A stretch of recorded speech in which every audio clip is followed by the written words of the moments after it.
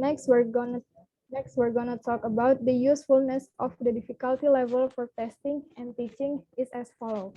The first, recognition of concepts required for teaching. The second is sign of strengths and weaknesses in the school curriculum. The third is giving feedback to students. Then the fourth is sign of possible bias item. Assemble a test that has accuracy of the question data. Jadi seperti yang kita ketahui sebelumnya, tingkat kesukaran butir soal memiliki dua kegunaan, yaitu kegunaan bagi guru dan kegunaan bagi pengujian dan pengajaran. Untuk kegunaan tingkat kesukaran bagi guru, seperti yang pertama untuk pengenalan konsep terhadap pembelajaran ulang dan memberi masukan kepada siswa tentang hasil belajar mereka. Kegunaan bagi guru selanjutnya yaitu memperoleh informasi tentang penekanan kurikulum atau mencurigai terhadap butir soal yang bias.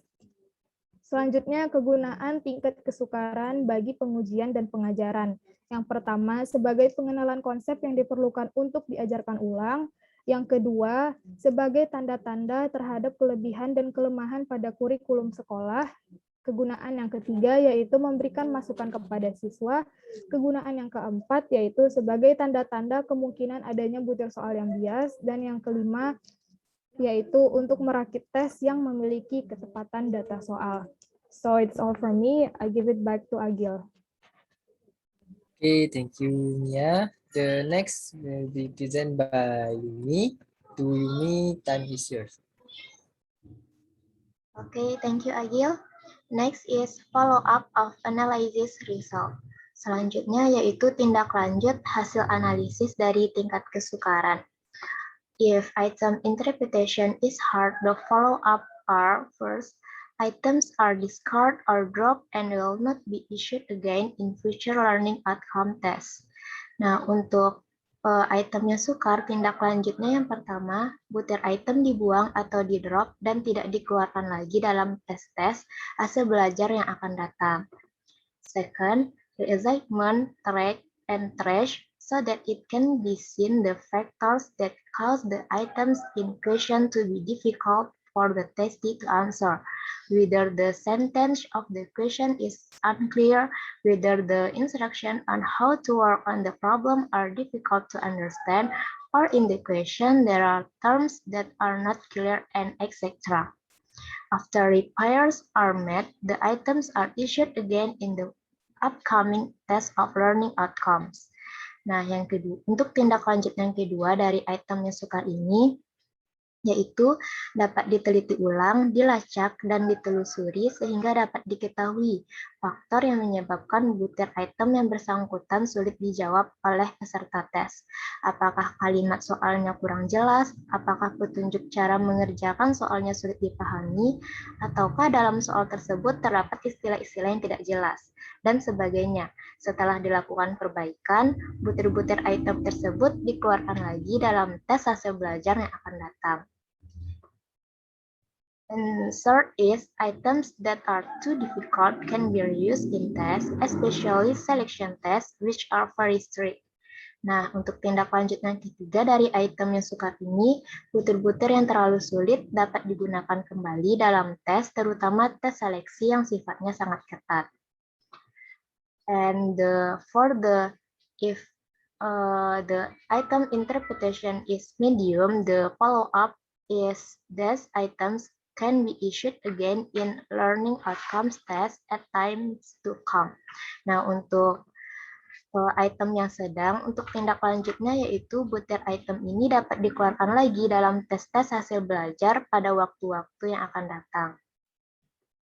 And for the item interpretation is easy, the follow-up are first, items are discarded or dropped and will not be issued again in future learning outcomes test.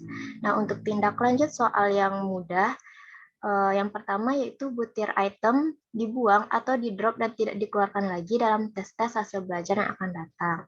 Second, reassignment, track, and trash so that it can be seen the factors that cause the items in question to be easily answered by all testee correctly, so that improvements are made, such as difficult items. Not all easy items are of no use. items that are easy to use on tests, especially selection tests that are loose, in which the category of questions that are too easy is only a formality in a test. Nah, untuk tindak lanjut yang kedua dari item yang mudah ini, item tersebut diteliti ulang, dilacak, dan ditelusuri sehingga dapat diketahui faktor yang menyebabkan butir item yang bersangkutan mudah dijawab oleh semua peserta dengan benar, sehingga adanya perbaikan yang dilakukan. Seperti halnya dengan butir yang sulit, tidak semua item yang mudah tidak ada manfaatnya. Item butir soal yang mudah dapat digunakan pada tes-tes, terutama tes seleksi yang sifatnya longgar, yang mana kategori soal yang terlalu mudah hanya sebagai formalitas saja di suatu tes. And third is items that are too easy can be reused in tests, especially selection tests that are loose. Nah, untuk tindak lanjut yang ketiga dari item yang mudah ini, yaitu butir-butir yang terlalu mudah dapat digunakan kembali dalam tes, terutama tes seleksi yang sifatnya longgar. Okay, I think that's all for me. I return to moderator.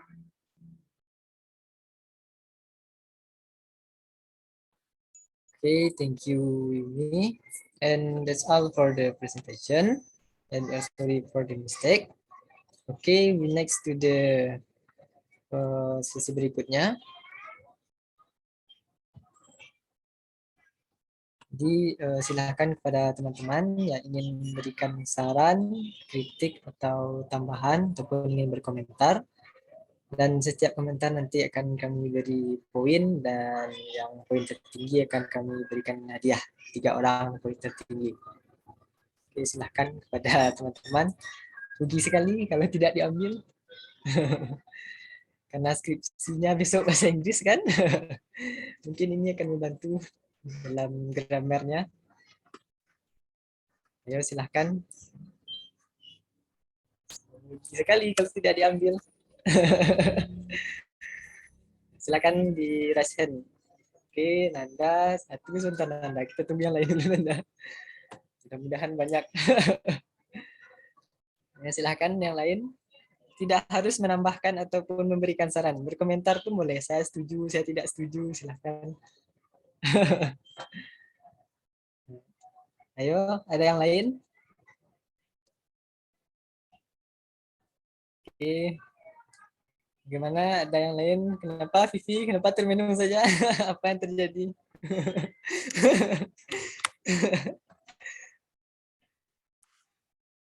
Bisa, apakah sudah lelah bertepang dagu? Oke, sepertinya hanya 2 orang. Oke, pertama Nanda, dipersilahkan. Okay, thank you, Agil. Nanda. Okay, thank you for group 4, the presentation. This is the presentation, I think. Okay, I have a question to group 4. Jadi, sebelumnya kita mengetahui bahwa itu ada berapa jenis instrumen non-test, seperti angket, wawancara, portofolio, skala sikap, observasi, dan lain-lain. Nah, pertanyaan saya, apakah kita menggunakan cara yang sama untuk mengukur kualitas untuk setiap jenis instrumen non-test tersebut? Jadi, apakah kita menggunakan cara yang sama untuk mengukur kualitas angket, kualitas wawancara, portofolio, kualitas observasi, atau kualitas skala sikap, dan lain-lain? Okay, that's all for me. Sorry for mistakes. Sampai dia. Sampai Nanda. Thank you Nanda. Okay, next is apa? This. Oke, terima kasih kepada kelompok penyaji. Di sini saya akan menambahkan materi yang telah ditampilkan oleh kelompok penyaji tadi. Jadi tadi kelompok penyaji telah menampilkan beberapa kualitas dari non-test instrumen itu sendiri. Ada validitas, reliabilitas, daya beda, dan tingkat kesukaran. Nah, yang ingin saya tambahkan adalah pada bagian validitas. Tadi kelompok penyaji sudah menampilkan definisi serta bagaimana cara menghitung validitasnya dengan rinci. Kemudian saya akan menambahkan beberapa jenis-jenis daripada validitas itu sendiri. Jadi validitas itu ada 4, ada validitas isi, validitas konstruk, validitas struktur, dan validitas empirik. Nah, untuk validitas isi ini merupakan kesesuaian alat ukur dengan materi, standar kompetensi, dan indikator yang akan diukurnya. Jadi suatu instrumen dapat dikatakan valid secara isinya, manakala butir-butir merujuk pada hal-hal tersebut di atas. Instrumen yang valid secara isi harus dapat mencerminkan isi yang proporsional dan menyeluruh dari keterwakilan indikator, materi maupun standar kompetensi atau kompetensi inti yang akan diukur. Nah, kemudian biasanya validitas isi ini yang dapat kita hitung menggunakan SPSS dan data analisis. Kemudian kalau validitas selanjutnya itu ada validitas konstruk. Nah, validitas konstruk ini merupakan kesesuaian butir-butir instrumen dengan konstruk, konsep khusus atau definisi konseptual yang telah ditetapkan pada suatu instrumen. Nah, validitas konstruk ini umumnya digunakan pada instrumen-instrumen yang menggunakan konsep baik yang bersifat performance tipikal maupun performance maksimum. Kemudian yang ketiga yaitu ada validitas struktur. Nah, validitas struktur ini yaitu sebuah instrumen tes dapat dikatakan valid jika strukturnya itu memenuhi syarat-syarat dalam struktur instrumen yang Nah, misalnya validitas struktur ini dilihat dari segi bahasa. Kemudian yang terakhir yaitu ada validitas empirik. Jadi sebuah instrumen tes dapat dikatakan valid jika strukturnya memenuhi syarat-syarat dalam struktur instrumen yang berlaku baik secara umum maupun secara khusus. Nah, validitas empirik ini dibagi lagi menjadi dua, yaitu ada yang internal dan eksternal. Nah, yang validitas internal termasuk kelompok validitas kriteria yang merupakan validitas yang diukur dengan besaran yang menggunakan instrumen sebagai satu kesatuan atau keseluruhan butir berbagai kriteria untuk menentukan validitas item atau butir dari instrumen itu. Dengan begitu, validitas internal mengacu pada validitas butirnya. Nah, kalau validitas eksternal tadi merupakan validitas yang diukur berdasarkan kriteria eksternal. Kriteria eksternal itu dapat berupa hasil ukur instrumen baku atau instrumen yang dianggap baku, atau dapat pula hasil ukur lain yang sudah tersedia dan dapat dipercaya sebagai ukuran dari suatu konsep atau variabel yang hendak diukur. Mungkin sekian penambahan materi dari saya, yaitu mengenai jenis-jenis pada validitas. Terima kasih kelompok penyaji. Okay, thank you, Afa.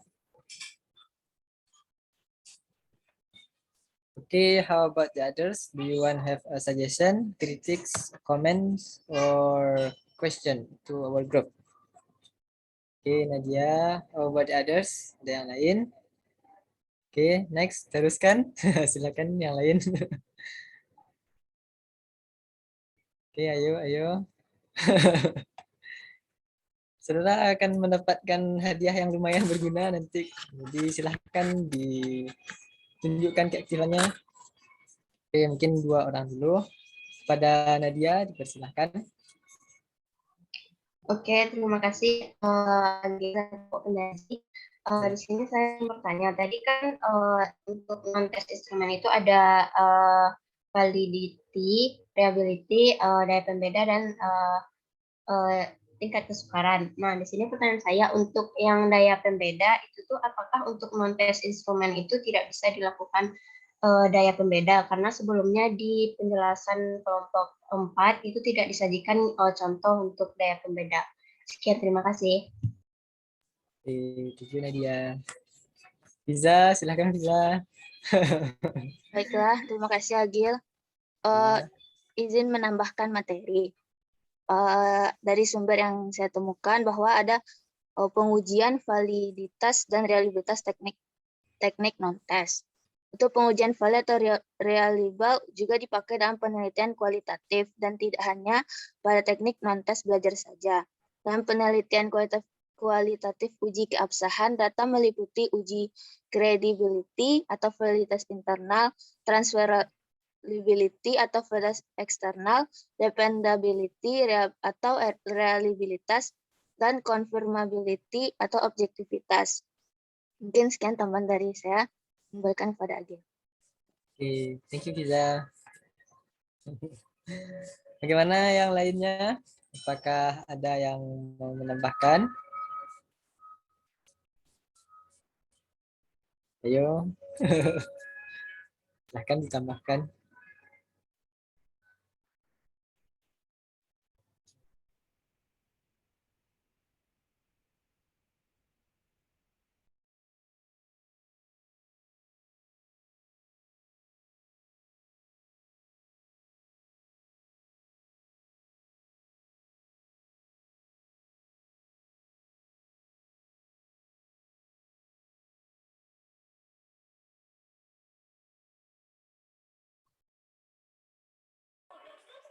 Oke, maaf tadi teman-teman ada musik listrik padam di sini. Oke, lanjut. Silakan siapa yang ingin berkomentar, bertanya atau menambahkan.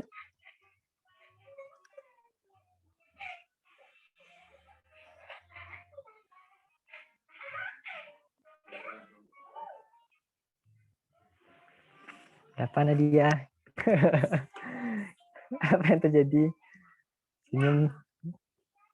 Aduh, bagaimana yang lain?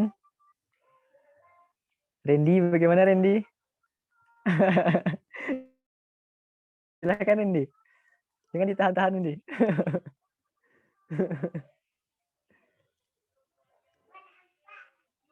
Oke, mungkin itu saja dulu. Baiklah, kami akan mencoba menjawab dulu ya pertanyaan dari teman-teman. Baiklah, pertanyaan pertama silahkan kepada anggota kelompok yang ingin menjawabnya terlebih dahulu. Silahkan.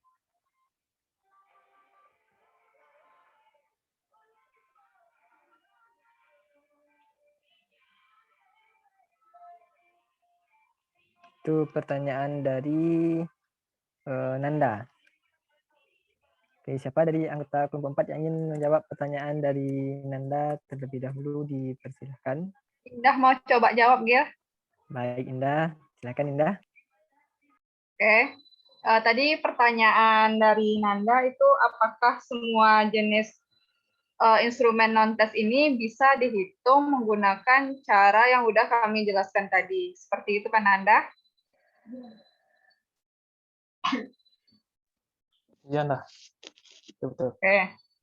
Jadi kan kalau di instrumen non-tes ini kan ada skala pengukurannya itu kan, ada jenis-jenisnya, ada banyak kemarin. Nah, misalkan aja ya kita menggunakan skala Likert. Nah, itu kan dia biasanya itu dia menggunakan kalimat gaya sangat setuju, setuju, ragu-ragu, tidak setuju, sangat tidak setuju. Nah, itu kan dalam dalam observasinya itu kan dia menggunakan kalimat seperti itu. Tapi nanti untuk keperluan analisis kualitatif, maka jawaban seperti itu dapat diberi skor. Misalnya untuk yang kalimat, untuk yang kata setuju itu biasanya diberi skor 5. Sedangkan untuk yang untuk pertama itu kan sangat setuju itu diberi skor 5. Untuk kata yang setuju itu biasanya diberi skor 4. Untuk yang ragu-ragu itu diberi skor 3. Tidak setuju itu biasanya diberi skor 2. Sangat tidak setuju itu biasanya diberi skor 1. Nah, jadi kan ada gaya rentang nilai itu dari 1 sampai 5 gitu. Tapi kan ini biasanya sesuai penelitinya itu. Nah, berdasarkan skor tersebut, nanti dalam perhitungannya, misalnya ada 25 orang yang menjawab sangat setuju. Nah, nanti itu bisa kita hitung, kita kalikan 25 dikali 5 didapat 125. Nah, nanti dalam perhitungan secara kualitatifnya, itu tetap bisa kita hitung menggunakan rumus yang dijelaskan oleh kelompok penyaji tadi. Karena kan nanti dibikin tabel, ya seperti tabel yang udah kami tampilkan tadi, tabel hasil analisisnya itu. Nah, walaupun, jadi kalau instrumen non-tes ini, walaupun dia itu dalam observasinya itu menggunakan kata-kata atau secara verbal gitu, nah tapi nanti dalam perhitungannya dia tetap menggunakan secara analisis kualitatif. Seperti itu, Nanda. Sekian yang bisa saya jelaskan. Izin menambahkan, Gil. Silakan, Penny. Silakan. Oke, jadi dalam pengukuran itu untuk instrumen non-tes itu kan dia berupa skala sikap atau angket gitu. Jadi kan dalam untuk pengukurannya itu kan ada skala pengukurannya. Jadi untuk di validitas sama reliabilitas itu dapat kita ukur menggunakan rumus yang sama seperti instrumen tes tadi. Namun untuk yang indeks kesukaran itu dalam instrumen non-tes itu tidak bisa, karena kan instrumen non-tes itu kan dia tidak menilai benar atau tidaknya jawaban responden, maka tidak perlu mengukur tingkat kesukaran soal seperti pada instrumen tes. Begitu juga dengan indeks daya pembeda. Kalau indeks daya pembeda kan menunjukkan seberapa besar daya sebuah butir soal kemampuan antara peserta kelompok tinggi dengan kelompok rendah. Maka juga tidak dapat bisa diukur gitu menggunakan rumus yang sama seperti instrumen tes. Jadi jadi kesimpulannya yang dapat diukur itu yang validitas sama reliabilitasnya, karena dia ada skala pengukurannya yang berupa skala sikap atau angket. Sekian, Gil. Terima kasih. Okay, thank you, Fanny. How about the others? Izin menambahkan juga, Gil. Ya, silakan ya. Oke, dari pertanyaan Nanda tadi itu, kalau misalnya ada angket, ada observasi, ada portofolio, dan skala sikap, dan dari penjelasan kelompok kami ini kan merupakan kualitas, ya, kita membahas kualitas dari instrumennya. Nah, syarat dari instrumen seperti yang ada angket tadi, ada observasi, ada portofolio, atau skala sikap itu, penilaian yang baiknya itu memiliki ciri-ciri dan harus memenuhi kaidah-kaidah yang telah kami jelaskan tadi, seperti harus memenuhi validitasnya, reliabilitasnya, indeks kesukarannya, sama daya pembedanya, dan seperti yang dijelaskan Fanny tadi. Sehingga ketika nanti kita mau mengobservasi, mewawancara, kita harus memenuhi dari instrumen-instrumen ini, karena seperti yang kita tahu tadi, syarat instrumen penilaian yang baik itu harus memenuhi kaidah yang telah kami jelaskan pada pagi ini. Dikembalikan kepada Agil. Terima kasih. Oke, terima kasih. How about the others? Apakah teman-teman yang lain tidak mau menambahkan? Silahkan ditambahkan teman-teman yang ingin menambahkan jawaban dari kelompok kami. Ingin menyanggah pun juga boleh. Ingin hanya mengatakan setuju pun juga boleh. Karena setiap orang kan kami beri poin. Sekarang poinnya masih sama ini, masih rata-rata. Belum ada yang lebih jelas muncul. Bagaimana adik? Kenapa teh minum? Ingin menambahkan? Tidak. Adela, bagaimana? Sepertinya sedang mencari inspirasi keluar. Silakan ditambahkan, Adela. Halo Adela, apakah masih ada di sini? Silakan ditambahkan Adela, jika ingin menambahkan. Jadi mau nambahin Gil, tapi udah disampaikan apa? Sama soalnya. Oh, oke. Yang hilang-hilang ini bagaimana? Hafiz? Nah, muncul. Hafiz, ayo Hafiz. Apakah masih di sana? Ilham. Tunjukkan dirinya Ilham.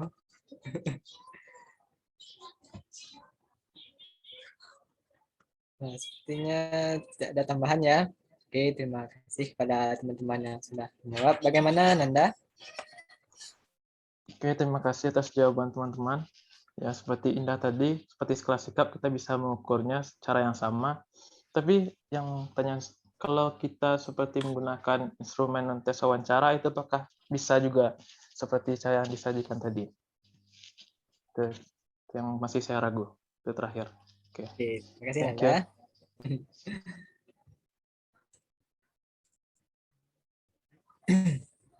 Bagaimana teman-teman? Apakah ada yang ingin menjawab pertanyaan dari Nanda tadi? Bisa diulangi Nanda, mungkin ada teman-teman kita yang tadi. Oke. Nah, tadi kan kalau skala sikap kita bisa mengaturnya seperti yang telah dipresentasikan kelompok 4, cara mengukur kualitas instrumen non-tesnya. Nah, namun saya ragu apakah di jenis instrumen non-tes wawancara, itu apakah bisa digunakan cara yang sama. Oke. Terima kasih Nanda.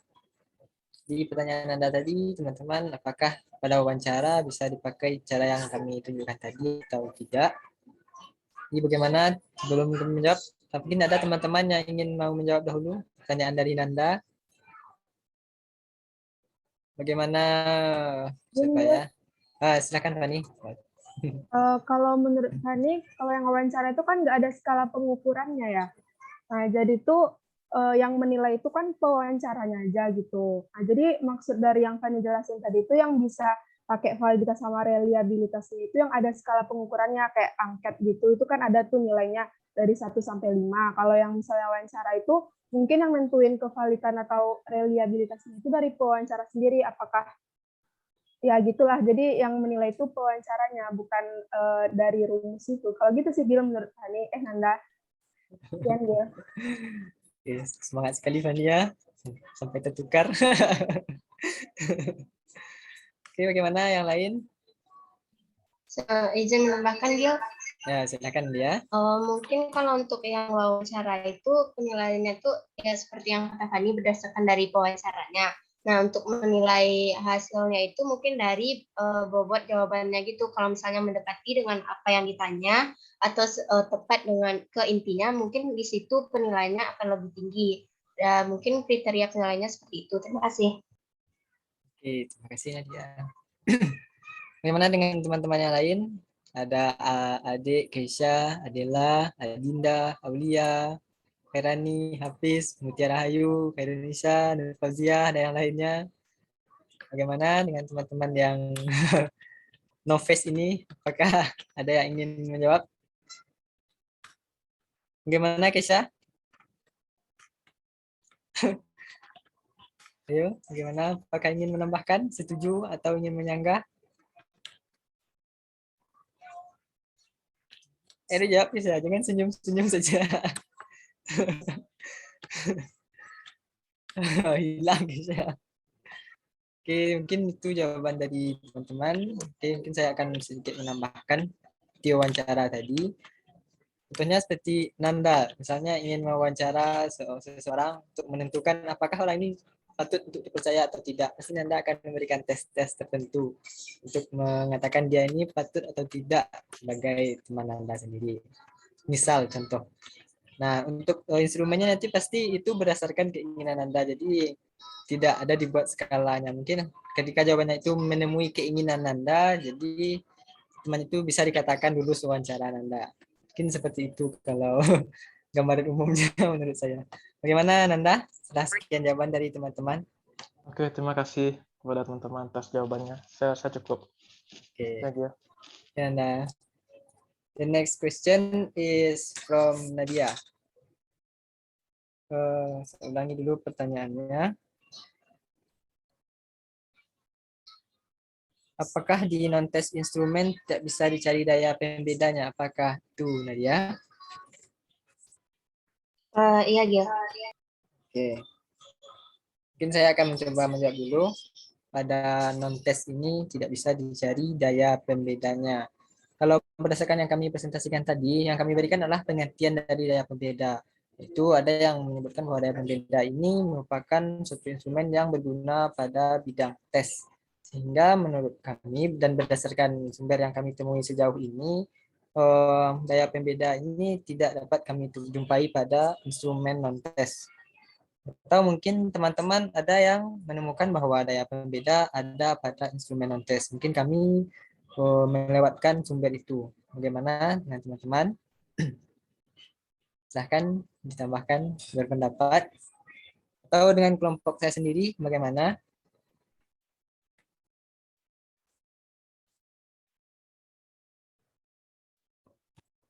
Izin menambahkan Agil. Ya, silahkan ini. Oh ya, kenapa daya pembeda itu tidak dapat dianalisis pada instrumen non-test? Karena pada pernyataan atau pertanyaan pada angket, wawancara, portofolio itu tidak bisa atau tidak dapat menunjukkan peserta didik yang memiliki prestasi tinggi atau yang memiliki prestasi rendah, itu makanya tidak dianalisis pada instrumen non-tes. Terima kasih, Agil. Oke, terima kasih ya ini. Bagaimana dengan teman-teman yang lain? Ada yang ingin menambahkan? Berkomentar? Bagaimana Ilham?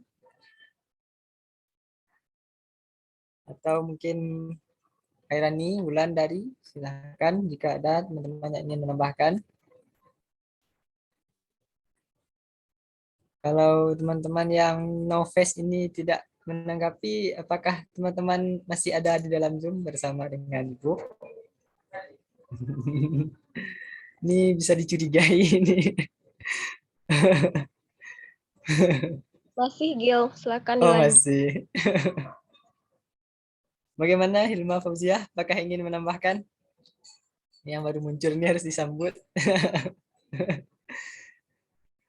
Ayo, bagaimana? Nah, hilang lagi. Oke, mungkin tidak ada ya. Bagaimana Nadia? Dengan jawaban yang telah kami sampaikan. Oke, terima kasih untuk jawaban dari kelompok penyaji. Tapi kalau misalnya dari contoh yang ditampilkan Ibu kemarin, ada mah kayak itu tuh ngukur gimana senangnya, terus gimana pemahamannya itu tidak masuk ke daya pembeda atau gimana? Oke, kalau menurut kami yang ditunjukkan Ibu kemarin kan, kalau tidak salah itu bagaimana sikap siswa dalam menyelesaikan permasalahan yang diberikan. Benar kan ya? Kalau itu kan awalnya menggunakan tes untuk mengukur non-tes. Menggunakan tes untuk mengukur non-tes. Jadi menurut kami itu adalah instrumen tes, yang mana nanti dilihat di sana itu bagaimana non-tes peserta didik. Dengan kata lain, daya pembedanya itu daya pembeda dari tes, tapi yang diukurnya non-tes. Jadi apakah soal ini sulit atau tidak, nah itu kan yang diukurnya tesnya, soal-soal yang diberikan, kesukaran atau hot setidaknya soal yang ada. Kemudian yang diukur bagaimana sikap peserta didiknya. Mungkin itu ketika sikap itu diukur menggunakan observasi atau pengamatan. Kalau untuk mengukur daya pembedanya, tentu daya pembeda yang diukur itu tesnya, kan soal yang diberikan. Mungkin itu kalau pendapat saya. Bagaimana dengan teman-teman yang lain? Hanya kan yang ditunjukkan Ibu kemarin itu hal yang out of the box atau baru ya. Mungkin kita juga baru menemukan. Gimana teman-teman? Gimana Nanda? Ingin menambahkan? Oke, Gil, sedikit coba menambahkan. Silakan Nanda. Nah, kalau saya nggak salah yang kemarin Ibu tampilkan itu kan untuk belief of problem solving kan. Nah, itu menggunakan instrumen tes, bukan instrumen non-tes. Nah, jadi kan kita sekarang membahas instrumen non-tes. Itu berbeda pembahasannya Nadia. Yang Ibu pakai kemarin di artikel itu instrumen tes untuk mengukur belief, mengukur sikap, problem solving. Itu mungkin jawaban saya. Sorry, lagi ya. Thank you Nanda. Gimana yang lain? Ini yang hilang-hilang ini. Oh, Ilham muncul. Silakan Ilham. Apakah ada yang ingin ditambahkan Ilham? Lanjut, Gil. Lanjut. Oke. Ini hadiahnya bukan sembarang ini. Nanti saudara akan kami beri Microsoft Office 365. Bukan Office yang lama, Office yang baru. Karena skripsinya besok bahasa Inggris juga bisa membantu mungkin dalam grammarnya karena ada di dalam fitur yang akan membantu. Ini bagaimana yang lain? Untuk sementara jika dilihat puncaknya mungkin bisa dilihatkan sebentar ya teman-teman. Oke, untuk sementara mungkin ada Nanda, Afa, Iza, Nadia, Indah, Ani, sama Mia dan Aini. Untuknya Nanda sementara pemuncak. Pertahankan Nanda. Siap ya. Silahkan teman-teman, siapapun boleh berpartisipasi, tidak dibatasi. Walaupun itu hanya ucapan setuju. Oke, mungkin sekian jawaban dari kami dulu Nadia. Bagaimana Nadia? Baik, terima kasih Agil dan Nanda untuk jawabannya. Terima kasih. Oke, sama Nadia. Adela, silakan. Jangan malu-malu.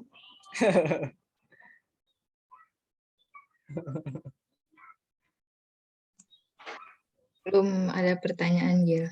Oke.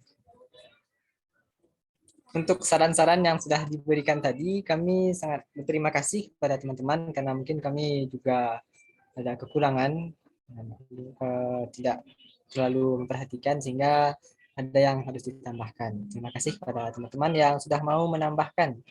Presentasi kami ada yang kurang dan sudah mau perbaiki. Dan kepada yang bertanya, terima kasih juga. Sangat dihargai. Terima kasih pertanyaannya yang mau partisipasi.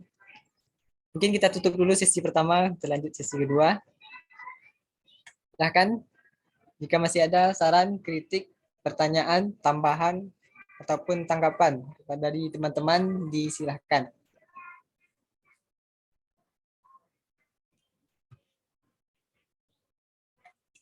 Ini sepertinya banyak yang mau rugi daripada mau untung.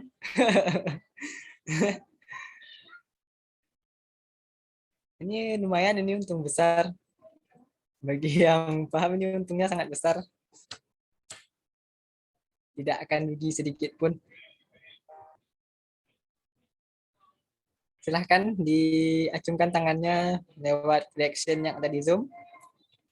Jangan diacungkan tangannya asli karena mungkin itu tak terlihat nanti. Silahkan, apakah masih ada dari teman-teman yang ingin bertanya, berkomentar, atau tidak ada? 3, 2, 1. Ya, sepertinya sudah tidak ada lagi. Berarti berdasarkan hasil ini, nanti Nanda, Nadia, sama Fani, ya, selamat. Itu orang-orang yang sangat beruntung ya. Untuk anggota kelompok nanti kita urus ya. Terima kasih kepada teman-teman. Itu Nanda prioritas itu karena poinnya paling tinggi. Nanti bakal ditolong dan terus sangat berguna untuk skripsi nanti karena kabar-kabarnya bahasa Inggris dan tugas kita juga bahasa Inggris. Nanti akan sangat membantu. Dan terima kasih kepada teman-teman semua atas partisipasinya. Kami dari kelompok 4 akan mengakhiri presentasi. Sudah selesai, Miss. Okay, thank you Agil for the next presentation ya.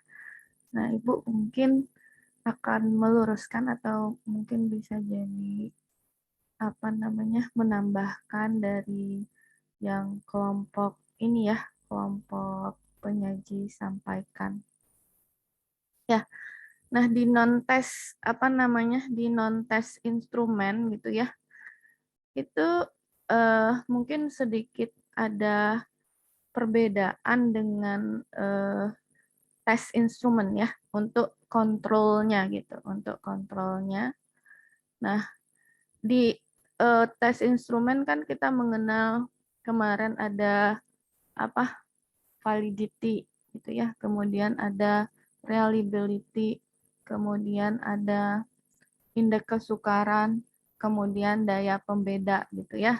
Nah, kalau di non-tes instrumen itu sering itu yang diungkapkan atau yang disampaikan oleh beberapa literatur itu adalah uji credibility ya, itu validitas internal namanya. Kemudian transferability atau validitas eksternal. Kemudian dependability atau reliabilitas itu sama, itu cara ngitungnya tapi nanti hanya ke questionnaire questionnaire. Kemudian confirmability atau objektivitas. Nah, apa itu? What are that gitu ya? Yang pertama tuh uji credibility ya. Itu ada hal-hal yang dilakukan dalam uji credibility. For example, you give interview to someone. Nah, di uji credibility itu banyak hal yang dilakukan. Misalnya melakukan perpanjangan pengamatan. Misalnya begini tuh. Tapi mahasiswa di sini tuh sering melakukan dulu divalidasi dulu tuh pertanyaan wawancaranya ke expert gitu ya, biasanya kan pembimbing, kalau tidak ke validator gitu ya. Apakah pertanyaan wawancara itu divalidasi dulu Kak, divalidasi apakah itu secara konten dari pertanyaan wawancara itu sudah sudah sesuai tidak, kan ada open interview ya, ada structure interviews gitu ya, ada wawancara terbuka gitu, wawancara terbuka, kemudian ada wawancara tertutup gitu kan. Wawancara tertutup itu berarti pertanyaannya itu sudah di-set. Kalau wawancara terbuka itu bisa berkembang seperti apa penelitiannya di lapangan. Nah, itu nanti ada hal-hal yang dilakukan pada uji credibility. Nah, for example, yang pertama itu perpanjangan pengamatan. Misalnya meneliti kembali, kalau misalnya hasil wawancaranya itu is not satisfied for you gitu ya, berarti ada hal-hal yang dicurigai di sini Ibu, misalnya takutnya gitu ya, kalau di sini contohnya kontekstualnya narasumbernya itu tidak memberikan informasi secara terbuka atau terpaksa misalnya, sehingga informasi yang diberikan itu belum lengkap dan tidak mendalam dan mungkin masih banyak yang dirahasiakan. For example, ini kalau misalnya kalian mewawancara misalnya penelitian di luar konteks matematika gitu ya, mewawancara the members of KPK misalnya, anggota KPK kalian. Nah, itu kan takut di apa gitu. Jadi narasumbernya itu atau informannya itu don't give the information clearly because something wrong misalnya. Paksa misalnya nggak mau ngasih informasi. Nah, dilakukan perpanjangan pengamatan. Nah, itu di situ the difficulties of non-test instrument, you must do that repeat if the data not satisfied gitu. Jadi harus melakukan berulang-ulang. Ibu tuh ke sekolah tuh sering. Misalnya Ibu mau melihat perilaku, pas ngewawancara, ternyata ini belum muncul, belum bisa digali kok anaknya, udah ke sekolah lagi. Jadi datangnya berkali-kali gitu, perpanjangan waktunya. Jadi wawancarai lagi si anak. Ini belum muncul ketika dianalisis. Kemarin ada yang kayaknya nggak datang ya, NPivo seru itu di coding gitu hasil wawancaranya. Kemudian hasil dari coding itu dapat beberapa pemetaan, benar-benar itu memberikan pengetahuan yang sangat sangat apa ya? Sebenarnya gampang sih kalau mahasiswa mau belajar otodidak, tapi boleh nggak ya di-share videonya? Sebenarnya ada video rekamannya, tapi kan itu konsultan ya. Konsultannya tentu nanti kemarin Ibu minta, ini boleh nggak saya share ke YouTube gitu, biar nanti mahasiswa pada belajar atau yang lain. Nah, itu nggak boleh. Karena konsultannya kan memberikan pelatihannya terus-menerus gitu. Jadi kan bayar, kalau kita share mungkin menyalahi etika atau apa gitu. Nah, itu perpanjangan pengamatan. Jadi itu the weakness of non-test instruments like interview previously yang itu yang terlihat itu that's come out. Jadi you must do that berkali-kali, melakukannya berkali-kali, nggak cukup sekali jika informasinya belum memenuhi apa yang diinginkan. Kayak misalnya masih kurang ini belum muncul, atau masih curiga kalau orangnya tidak memberikan informasi yang jelas gitu karena ada sesuatu yang ditutup-tutupi atau terpaksa. Terus apalagi tuh yang di situ, misalnya meningkatkan ketekunan ya, ini kan yang sebagai instrumen dalam penelitian kualitatif itu kan si peneliti itu sendiri, ya kan? Nah, itu kan yang paling apanya itu adalah subjektivitas kan. Karena kita yang memberikan penilaian terhadap apa yang kita teliti. Misalnya Ibu tuh ingin mengelompokkan, ini mahasiswanya perilakunya termasuk naif. Itu kan ketika Ibu mau wawancara, kan Ibu interpretasikan dengan diri sendiri kan, wawancaranya itu kan. Nah, ini diklasifikasikan berdasarkan teori ini dia naif karena jawabnya begini. Tapi kan sometimes ya it just subjective gitu. Jadi si penelitinya itu harus meningkatkan ketekunan dalam pengamatan itu secara lebih cermat dan berkesinambungan sehingga hasil yang dilakukan itu harus dicek berkali-kali. Pengecekan udah benar nggak sih? ini kalau di-classified berdasarkan pewawancaranya ini, udah benar nggak sih kesimpulannya ini? The conclusion is that true? Tanya lagi ke diri sendiri, baca lagi referensi, amati lagi, cermati lagi, dan itu butuh sebuah ketekunan gitu ya. Nah, untuk meningkatkan ketekunannya tentu itu you must read reference kan. Nah, Ibu harus paham betul tuh perilaku yang diukur oleh Muir itu seperti apa, perilaku yang diukur oleh Schoenfeld itu seperti apa, harus memaknainya itu secara mendalam gitu, harus secara lebih tekun gitu ya. Jangan separoh-separoh, kalau separoh-separoh terus terjun ke lapangan itu akan jadi bermasalah kan. Jadi harus benar-benar tekun dalam memahami Ibu tuh melakukan menelaah itu bersama teman-teman juga malah ya, menelaah rubrik perilaku ini. Misalnya Ibu tanya ke teman misalnya satu gitu ya, udah benar nggak sih saya memaknai orang yang berperilaku naif itu pada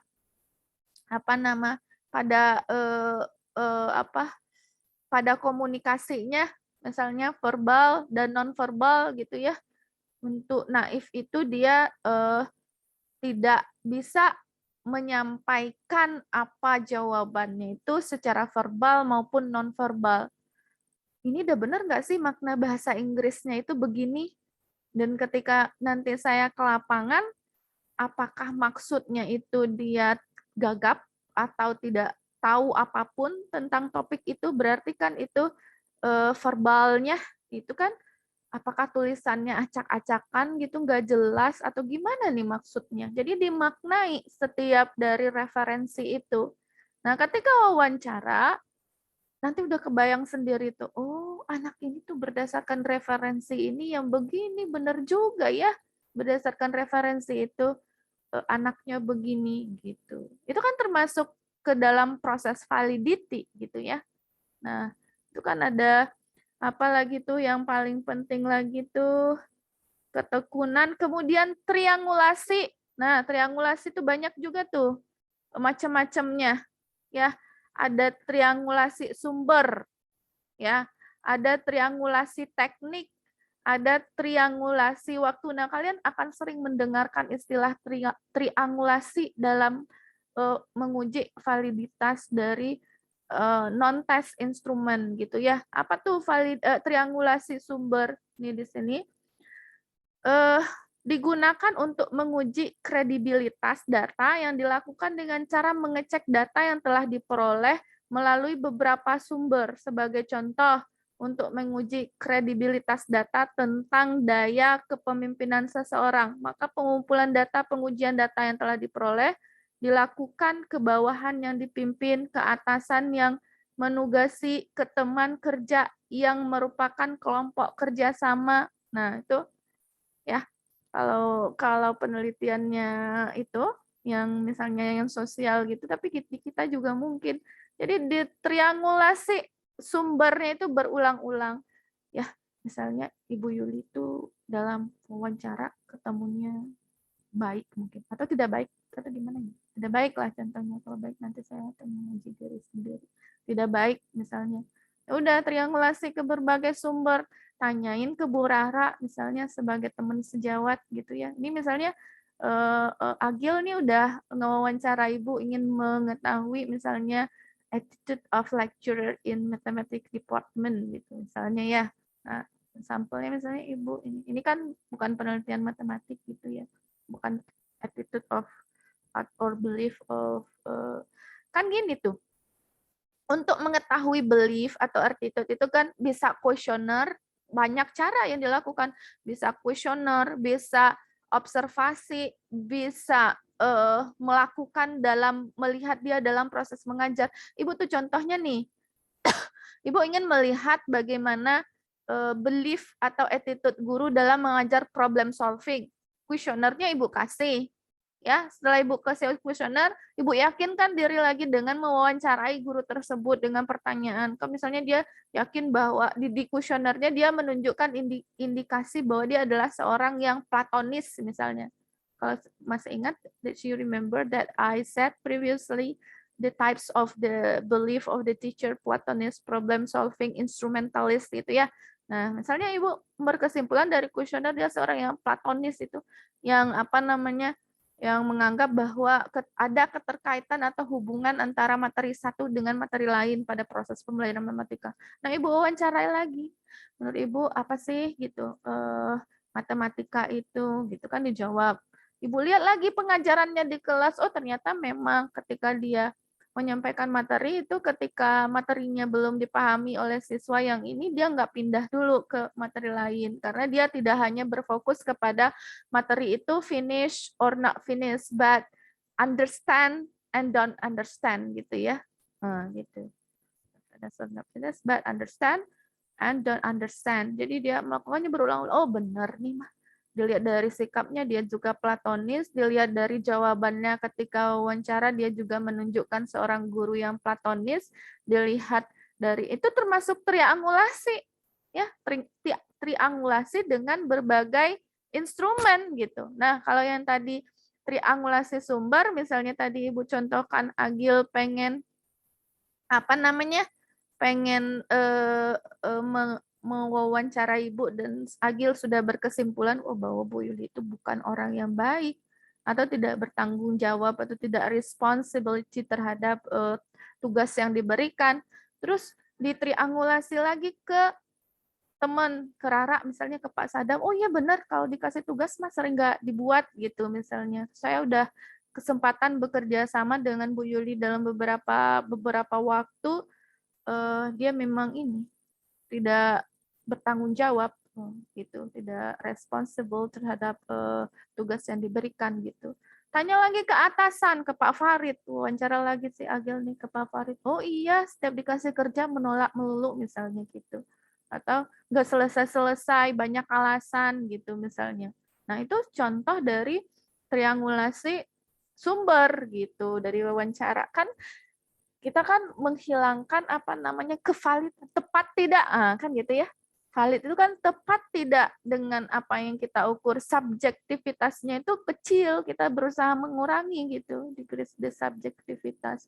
Terus ada lagi triangulasi di sini tuh teknik, dengan cara mengecek data kepada sumber yang sama dengan teknik yang berbeda-beda. Nah itu tadi yang cerita Ibu itu adalah triangulasi teknik, ya kan? Triangulasi teknik itu berarti dilakukan dengan instrumen yang macam-macam, kan banyak yang non-test instrumen, is like observation set, is like questionnaire, is like interviews gitu ya, is like portfolio. If you want to get the valid result from your research, nah tadi valid of source. Sekarang valid of teknik. Nah, Ibu tadi udah bilang wawancara, kuesioner, observasi ke kelas, gunakan lembar observasi, amati video, divideoin gurunya, terus dianalize gitu. Jangan nanti kita salah classified gitu. Guru yang sebenarnya problem solving kita classified ke guru yang Platonis. Nah, itu dosa juga tuh. Sudah menjudge guru ke ini kalau penelitian ya, kalau seandainya peneliti tidak berhati-hati dalam penelitian kualitatif, nanti banyak dosanya, ngasih informasi yang salah juga ke audiens atau ke reader atau ke pembaca gitu misalnya. Kenapa? Kan memang kita yang menentukan bahwa ini adalah sudah kita lakukan benar-benar dan informasi yang kita berikan itu benar. Jangan-jangan di Indonesia nggak ada guru yang problem solving, tapi karena kepercayaan kecerobohan si peneliti, jadi dimasuk-masukin atau dimanipulasi atau wawancaranya, kok nggak ada yang beda ya? Nanti saya dapat 2 gradasi, udah deh saya kasih aja, saya tulis aja nih jawaban wawancaranya. Kan mahasiswa suka gitu, suka kreatif sendiri kan? Terus dibuat aja nih jawabannya yang begini nih kalau menurut teori gitu. Sudah, misalnya Bifani udah jadi guru misalnya, Bifani gini aja deh jawabannya, Nanda gini aja deh misalnya. Afifah gini aja, nah dapat nih 3 gradasi sesuai dengan teori. Nah, gitu.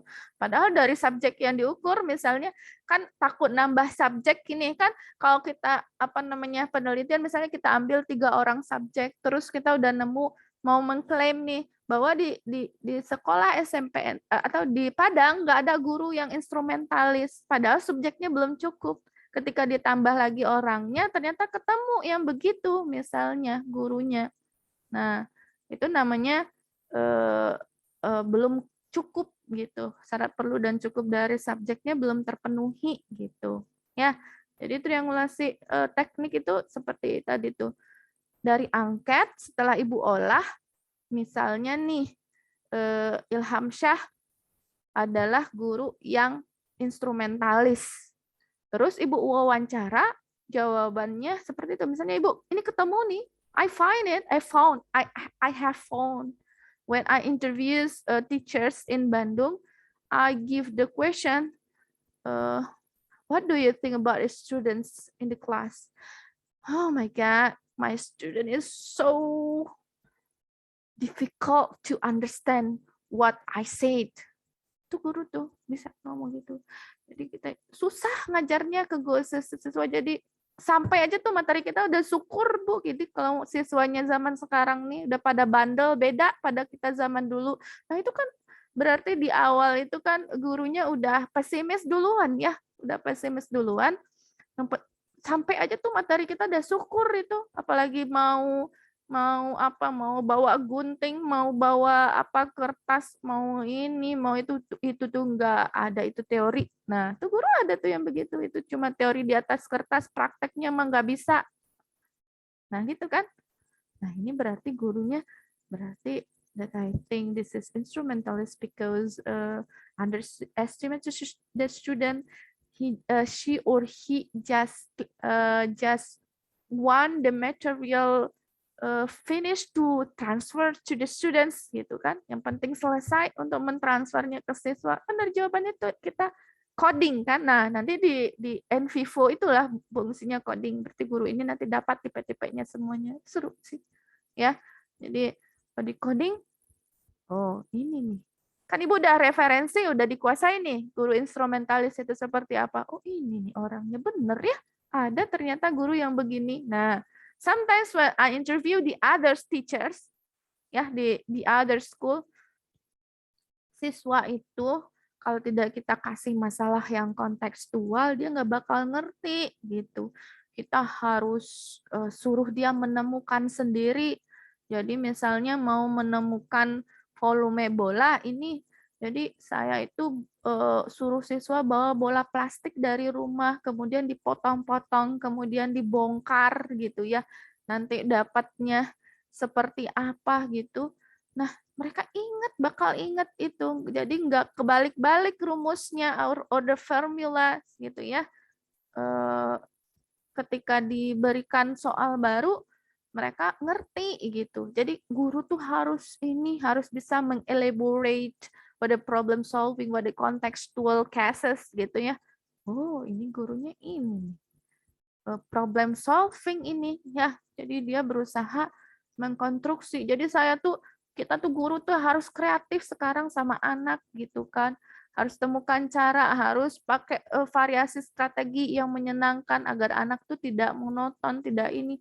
Nah, ada guru yang begitu ternyata. Ketika diwawancara tuh kan udah dua karakter yang berbeda tuh. Ya kan? Karakter yang berbeda. Kan ada juga guru, kalau nggak kita yang nerangin, Bu, nggak bakal ngerti anak mah. Gitu. Anak disuruh nemuin sendiri itu mah nggak ada ceritanya, itu cuma di atas kertas. Kita tuh yang nulis di di depan itu, sedangkan begitu saja anak nggak ngerti. Ada guru yang begitu. Cobalah nanti kalau wawancara ke guru-guru pasti ada. Nah, itu kan dilakukannya berulang-ulang. Ibu melakukannya berulang-ulang. Di situ letak lamanya penelitian deskriptif ya.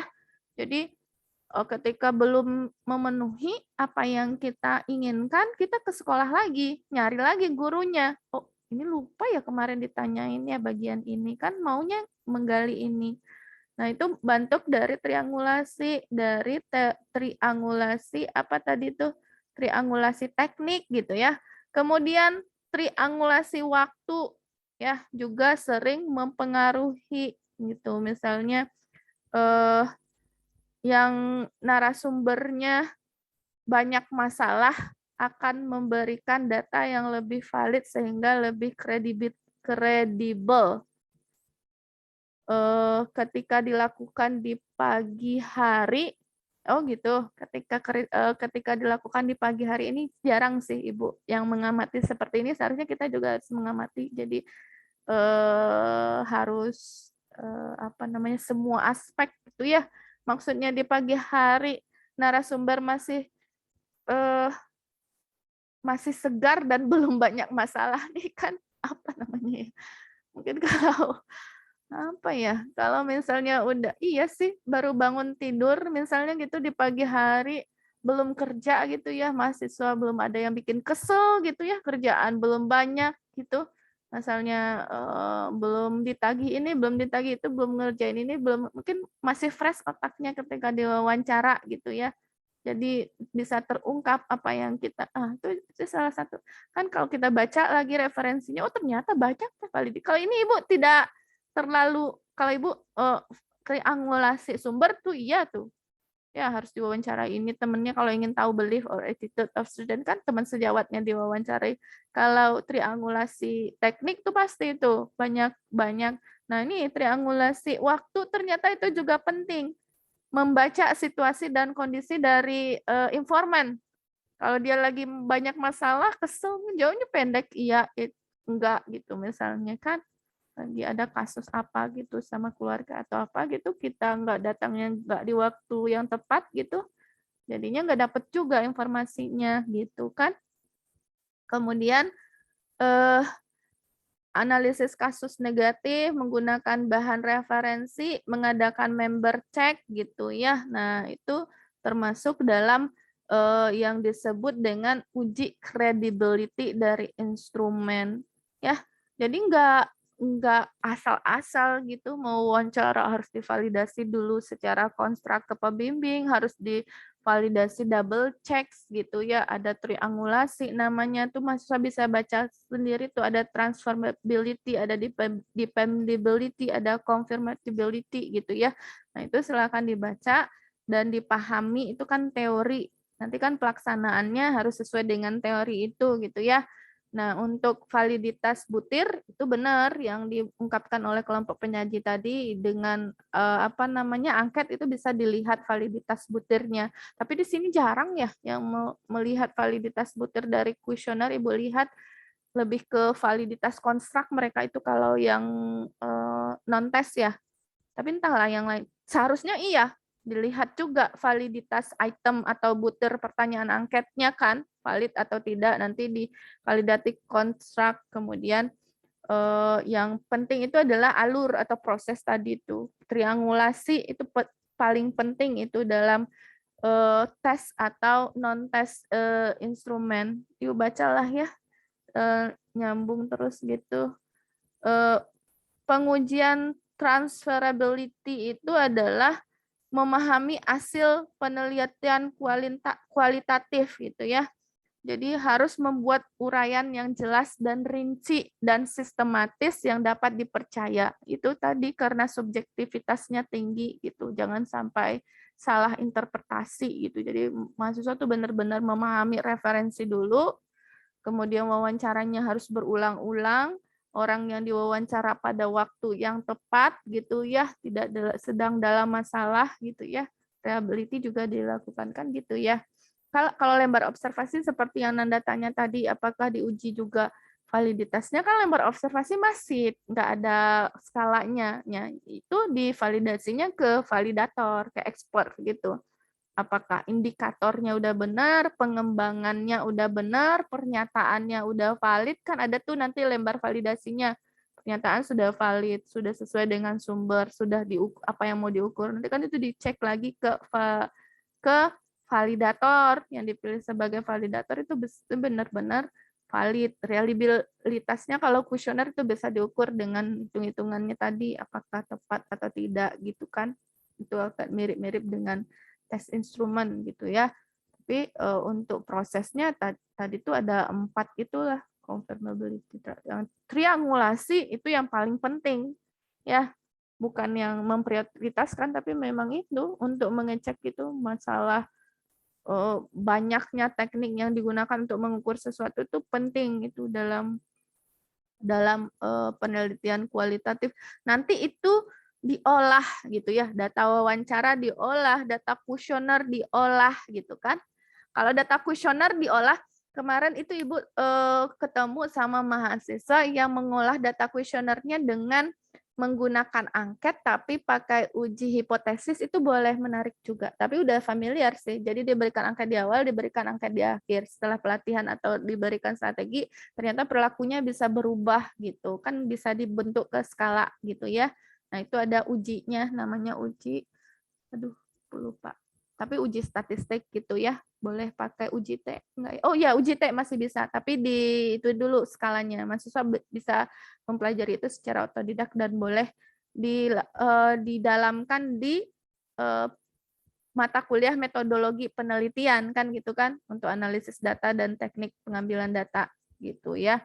Kemudian instrumen yang digunakan, kalau kita cuma membahas di sini tuh control, how to control gitu ya, tidak mengolah datanya nanti di mata kuliah metodologi penelitian ya. Kalau metode penelitian itu biasanya Ibu meminta mahasiswa mempraktekkan langsung dengan SPSS, kemudian ujinya dan sebagainya gitu biasanya kalau Ibu kemarin ngajar metodologi penelitian. Jadi jelas apa yang mau dilakukan sama mahasiswa gitu untuk kelompok yang tampil. Ya, jadi nanti mahasiswa mengolah itu. Misalnya nih angket diolah dengan presentasi sederhana, wawancara diolah dengan NVivo gitu ya. Itu kan alat bantu. Sebenarnya dilakukan manual, tapi kalau dilakukan manual Ibu ini yang pernah nggak ngerti NVivo awalnya waktu penelitian yang perilaku itu sulit sekali karena tidak terdokumentasi dengan baik. Kan NVivo itu alat untuk mendokumentasikan atau mengcoding, nanti dia terkelompok sendiri. Kalau Ibu itu Ibu teli satu-satu, Ibu tempel, Ibu stabilo gitu. Misalnya nih ada 5 orang siswa yang tidak mengerti dengan soal, misalnya Indah misalnya.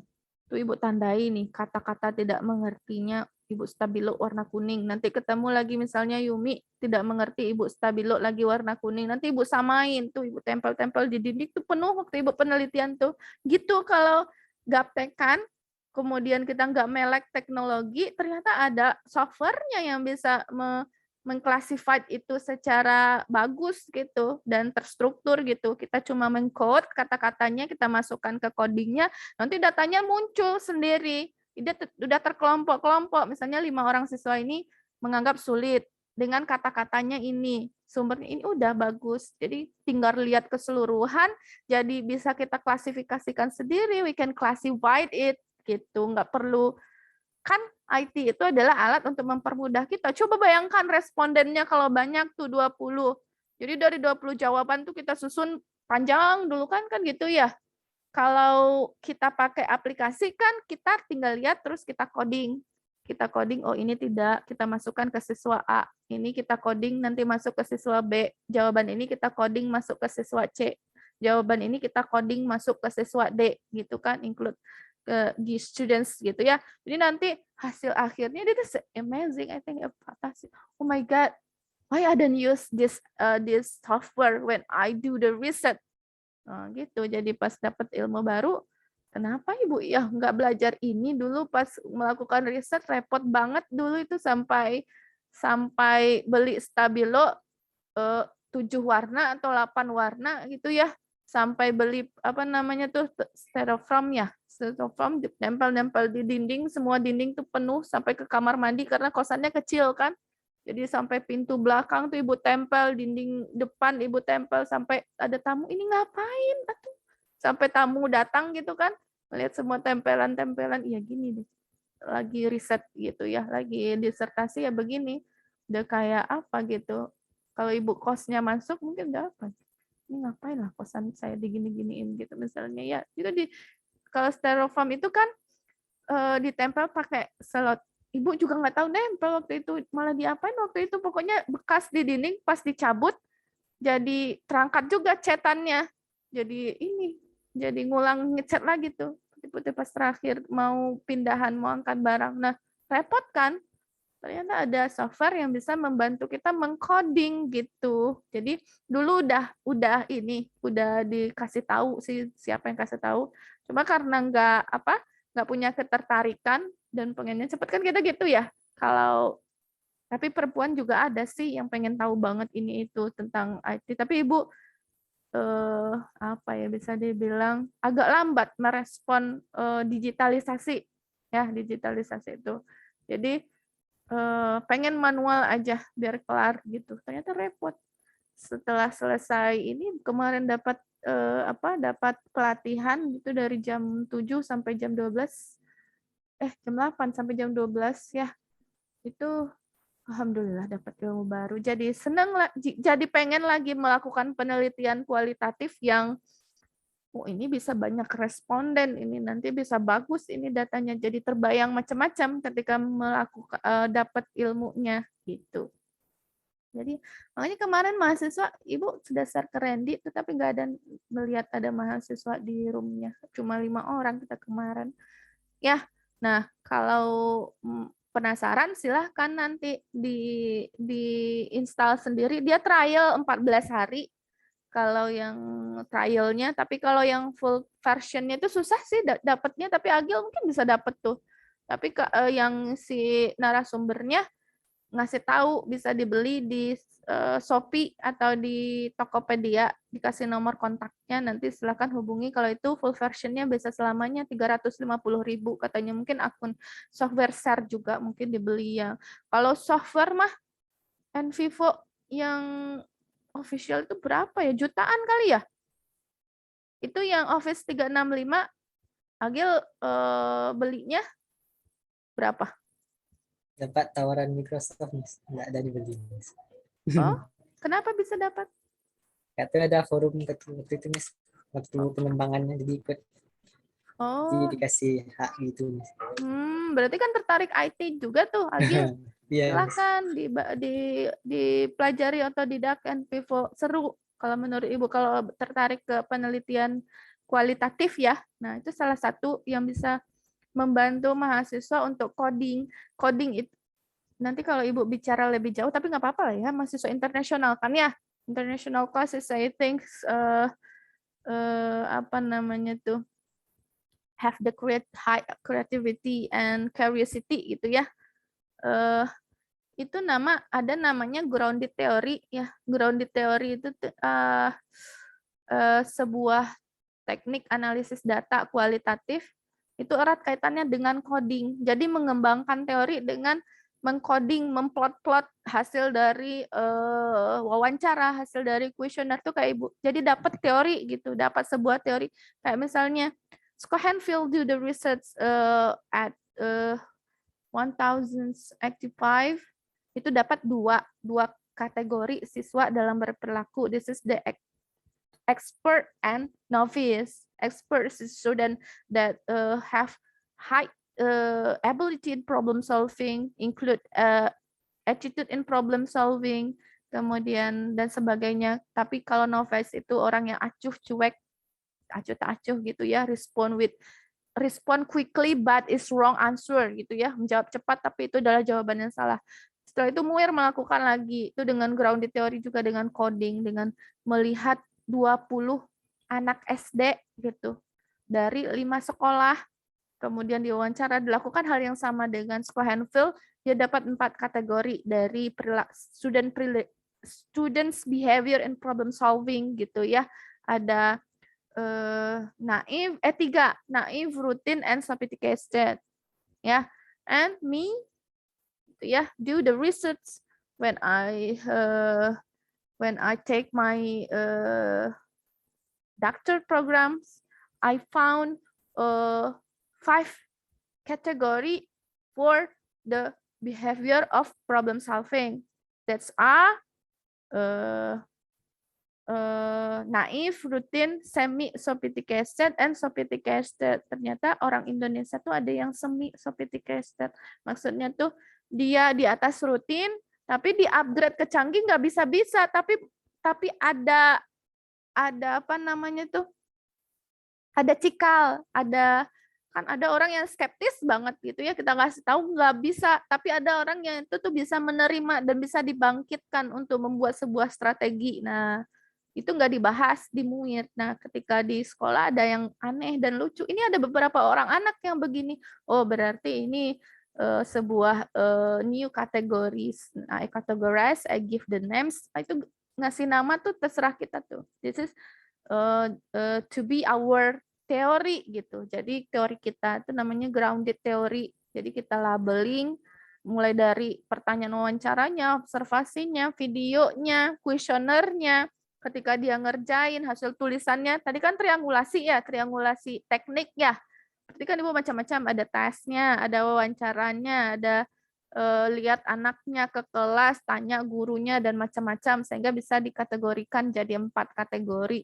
Nah, mengcoding itu tadi tuh pekerjaan yang sulit bagi Ibu ketika melakukannya dengan manual. Ya, when I do that it's manually. Cuma alat sih, NVivo itu cuma alat untuk mengcoding sehingga dia terkelompok dengan benar di software gitu, nggak kita tulis-tulis di kertas gitu, ya kayak orang ini banget kita gitu, kayak orang zaman batu gitu, jadi sadar Ibu ini kok saya merasanya penelitian waktu S3 orang udah ngasih tahu tapi nggak didengerin, jadi merasa orang zaman batu yang lagi ngerjain penelitian dengan nempel-nempel gitu, tapi kan namanya juga proses gitu ya. Kita sampai jam berapa? Oh, ini udah lewat ini. Mungkin ada lagi yang kuliah, ini udah berkurang terus nih 26. Okay, thank you for the fourth group to the nice presentations, but I think you must complete your complete your PPT, yeah, with the kind of the validity of non-test instruments di luar tadi yang disampaikan oleh kelompok 4 gitu, ada 4 yang tadi itu triangulasi dan sebagainya itu studi apa, tapi kan udah diulas. Semoga mahasiswa bisa bermanfaat dan ada ketertarikan untuk melakukan penelitian kualitatif research. I think enjoyable to do the research qualitative research because we very closely with informan gitu. Kita sangat dekat, kita bebas mengekspresikan diri kita gitu ya, menginterpretasikan, tapi harus berdasarkan rambu-rambu dan referensi, nggak mau sembarangan berdasarkan feeling, itu nanti jadinya tidak objektif gitu ya. Jadi baca sumber yang tepat, lakukan berulang-ulang, lihat kondisi, tahu dengan kondisi dan situasi narasumber gitu, tahu dengan cara analisis dan olah datanya. Jadi kalau kita mau melakukan penelitian agar tidak patah di tengah, kita mikirnya panjang sampai ke akhir penelitian, di end of our research kan gitu ya, di metodologi penelitian ya. Harus kaji dulu sampai ke semuanya, metodologinya, ininya gitu. Still confused, don't continue it, but you must learn again, learn again sampai dia pasti gitu. Jadi nggak patah di tengah. Itu kan yang bikin mahasiswa lama ya. Kan begitu, nggak ngerti dengan teknik, nggak ngerti dengan cara, jadinya lama di tugas akhir gitu. Tapi milihnya yang aneh-aneh pula, tapi nggak mau berusaha misalnya gitu, nggak mau belajar. Oke, mungkin itu tambahan dari apa, Agil? Boleh minta waktunya sebentar untuk memberikan hadiahnya, Miss? Oke, silakan. Okay, ngapain nih Ibu nih? Oke, ini simbolis saja. Mungkin ini hadiahnya Nanda, dan ini untuk Nanda, dan yang lainnya nanti akan dikirimkan. Dan terima kasih kepada Nanda karena sudah sangat aktif. Kirim ke emailnya nanti ya Nanda. Oke Agil, terima kasih Agil. Terima kasih kepada Nanda. Nanda doang nih yang dapat. Ibu nggak dapat nih. Nanti dikirim ke email Miss. Terus yang nomor 2 nggak dapat, 3 orang kan ya? Simbolisnya aja dulu Miss. Oh gitu. Thank you Miss. Okay, thank you for the nice presentations and for the interest presentation for the fourth group ya. Tutup dengan bagus dan Indah cuma tinggal dilengkapin materinya. Berarti persiapkan diri untuk mid semester ya, hari Kamis ya. Itu mungkin, tapi itu Bifani, siapa tadi? Hafiza sama Bifani. Hafiza nih udah kemana nih? Kita Rabu kan ya, Bifani? Iya, Miss. Kita mau workshop-worshopan ini di hotel UNP mintanya kan mahasiswa dari Padang Pariaman. Itu revitalisasi PTK. Kebetulan Ibu yang diutus sama Pak Farid. Pak Farid ini suka, udah banyak kerjaan, dikasih terus ini. Ya, bawa 2 mahasiswa yang dari Padang Pariaman untuk workshop 4 hari. Mulai Rabu ya, Rabu, Kamis, Jumat, Sabtu. Rabu ya? Apa Kamis, Bivani, di undangannya? Rabu. Rabu sampai Minggu ya? Nah itu, nanti kita lihat lah ya gimana teknik middle test-nya, apakah di hari, tapi Ibu mau sih mid test. Sekarang hari apa? Senin ya? Mahasiswa ada waktu kosong nggak sebelum Rabu? Selasa berarti? Nggak ada ya? Atau mungkin nanti Ibu buat aja tugas project di middle test-nya, kan ini susah ya kalau yang begini mah untuk diteskan, kan ini pemahaman yang mendalam. Jadi kalau dalam waktu 2 jam mungkin itu tidak akan cukup, mungkin akan di-search saja soalnya di e-learning, silahkan kerjakan dalam waktu seminggu sampai Senin depan gitu kali ya. Setuju, Miss. Gitu. Kasih, Miss. Iya, karena kan udah paham ya cara-caranya. Paling apa yang mau diteskan, membuat soal taksonomi belum atau apa, kan butuh waktu berpikir gitu ya. Mungkin I will arrange exercise for 1 week. Students collect in e-learning gitu ya. Nah, mungkin Ibu hari Kamis dari Rabu sampai Minggu itu akan workshop di Hotel UNP. Jadi Fani itu sama Hafizatunisa silakan bawa bawa perlengkapan seperlunya dan secukupnya gitu untuk 4 hari. Terus apa lagi itu ya? Paling itu bawa laptop kali ya, bawa laptop. Kemudian dia tentang apa di situ, Ibu juga belum baca tentang apa, LPTK apa kemarin tuh ya. Pokoknya itulah. Nah, kebetulan yang dari Padang Pariaman, Fani sama Hafizat. Mungkin akan banyak dapat pengalaman nanti di sana, mau bikin pengembangan RPP atau apa dan sebagainya ya. Jadi digunakan kesempatannya untuk pengembangan diri. Oke, thank you for your attention, and I think for the next meeting, you will pass Mr. Fauzan for the after middle test. I think Mr. Fauzan will teach you about ability of students in problem solving, in connection of mathematics and etc. until authentic assessment. I think portfolio journal. I think I have write it in the learning, but just the title I don't know. Mr. Fauzan want use what apa namanya tuh, what ways Mr. Fauzan will teach you presentations or etc. I don't know. I think Mr. Fauzan will meet you in the first meeting after we pass middle test. Berarti Mr. Fauzan will meet in the Zooms at Monday ya, hari Senin. Itu mungkin nggak tahu dengan cara apa nanti, bisa jadi presentasi atau dibagi lagi kelompok sama Mr. Fauzan gitu ya. Mungkin Ibu akan I will send message privately to Mr. Fauzan. I have handled the meeting until middle test, and I think Mr. Fauzan will handle the meeting until final test. Ya, itu mungkin Ibu masuk karena kan magang ya. Siapa tahu nanti berkesempatan masuk, tapi berkesempatan kan jadwalnya memang kosong, selagi nggak dikasih itu jadi masuk mungkin. Oke, terima kasih mahasiswa udah lewat ini 9. Ibu sudahi pertemuan ini dengan Assalamualaikum warahmatullahi wabarakatuh. Waalaikumsalam warahmatullahi wabarakatuh.